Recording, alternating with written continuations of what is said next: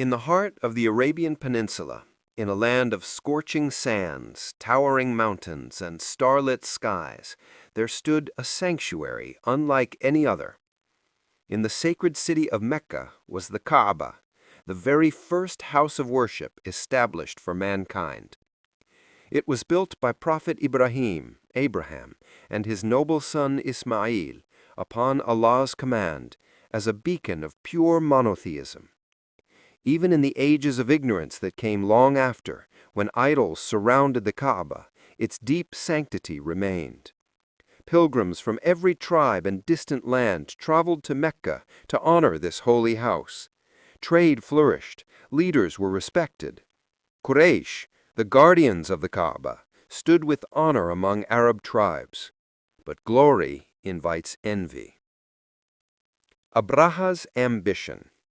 Far to the south in Yemen, the Abyssinian governor, Abraha watched with burning jealousy. He saw that the influence of Quraysh increased year after year because of the pilgrimage. He wished to break this unity and shift the center of spirituality and power to Yemen. With pride and arrogance, he built a magnificent cathedral in Sana'a, greater than anything the Arabs had seen. Its walls glittered, its pillars towered, and its decorations dazzled. He named it Al-Qulays and wrote boastfully to the Negus, ruler of Abyssinia, "I have built for you a house no king has ever built before." His intention was clear: to force the Arabs to abandon the Kaaba and come to his church instead. When Abraha's messengers demanded Arab tribes redirect their pilgrimage to Al-Qulays, fury spread throughout the peninsula. One Arab, driven by anger and loyalty to the Kaaba, secretly entered the cathedral and defiled it. Abraha's rage was uncontrollable. He swore by his throne and his power that he would destroy the Kaaba and drag the Arabs in humiliation to his own house of worship. Abraha prepared a grand army, unlike anything Arabia had seen. Soldiers marched in shining armor, horses roared in numbers, and at the center of the army stood a towering elephant named Mahmoud, a terrifying symbol meant to crush the Kaaba stones into dust. Tribes along the way tried to stop him, among them Du Nofir and Nufail, but they were defeated and captured. When Abraha passed near Taif, its tribes submitted out of fear and sent a guide named Abu Rigal. But at a place called Al-Mughammis, Abu Rigal died, and the Arabs stoned his grave in hatred for centuries after. Abraha's army seized 200 camels belonging to the noble leader of Quraysh, Abdul Muttalib. Now the threat was real. The Kaaba was in danger. Abraha sent a messenger announcing that he had no intention of fighting the people, only demolishing the Kaaba. Abdul Muttalib, dignified and wise, requested a meeting. When he entered, his noble appearance stunned Abraha. Out of respect, Abraha descended from his throne and sat beside him. Through a translator, he asked, "What do you request of me?" Abdul Muttalib replied, "I seek only the return of my 200 camels." Abraha was astonished. "You care about your camels, but not the sacred house of your religion, which I have come to destroy?" Then came the immortal words, "I am the Lord of the camels, but the house has a Lord who will protect it." He returned to Quraysh and ordered the people to flee for safety into the surrounding mountains, leaving the Kaaba under the protection of its true guardian, Allah. At dawn, Abraha commanded his army forward. But when Mahmoud, the massive elephant, was directed toward the Kaaba, it refused. They struck it, they shouted, they turned it toward Syria, the elephant walked. Toward Yemen, it walked.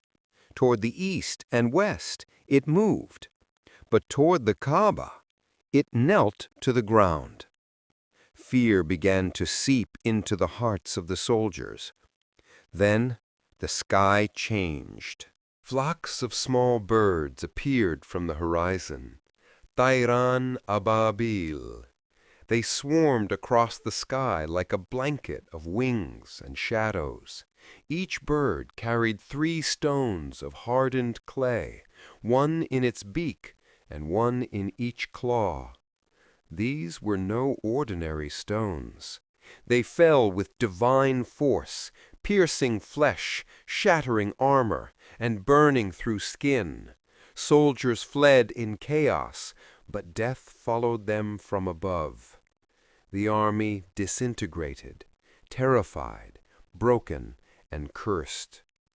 Abraha himself fled, but his body began to rot piece by piece until he reached Yemen, where he died in misery and humiliation. Allah recorded this miracle forever in Surah Al-Fil. وَأَرْسَلَ عَلَيْهِمْ طَيْرًا أَبَابِيلَ تَرْمِيهِمْ بِحِجَارَةٍ مِّن سِجِّيلٍ فَجَعَلَهُمْ كَعَصْفٍ مَّأْكُولٍ. Did he not send against them birds in flocks, striking them with stones of baking clay, leaving them like eaten straw? A sanctuary protected by Allah. News spread across Arabia. The Kaaba is protected not by men, but by the Lord of the heavens and earth. Cities around Makkah faced invasion, chaos, and war, yet the sacred sanctuary remained untouched. أَلَمْ يَرَوْا أَنَّا جَعَلْنَا الْحَرَمَ آمِنًا وَيُتَخَطَّفُ النَّاسُ مِنْ حَوْلِهِ. Have they not seen that we made the sacred sanctuary secure, while people around them are snatched away? During these same times, Abdul Muttalib, blessed with 10 sons and 6 daughters, faced a vow he had once made. If Allah granted him 10 sons, he would sacrifice one.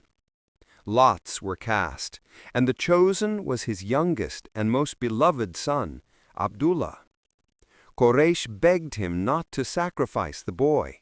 A wise woman advised that lots be cast between the boy and 10 camels, increasing the camels each time the lot favored the son.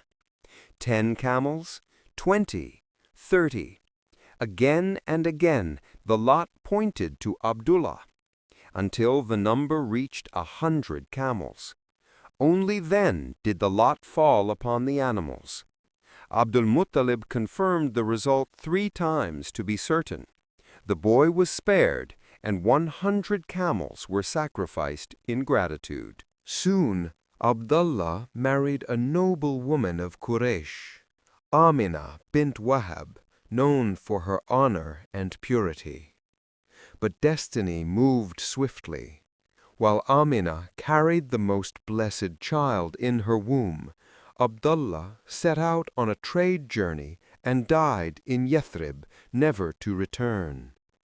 He left behind more than a widow. He left behind a promise, a light for the world. That unborn child, destined for greatness, came into this world in the year of the elephant. And that child was Muhammad ibn Abdullah, ﷺ, ʿalayhi wa-sallam, the most honored, the most noble, the most beloved. His arrival marked the beginning of the greatest transformation in human history, a new dawn for all creation.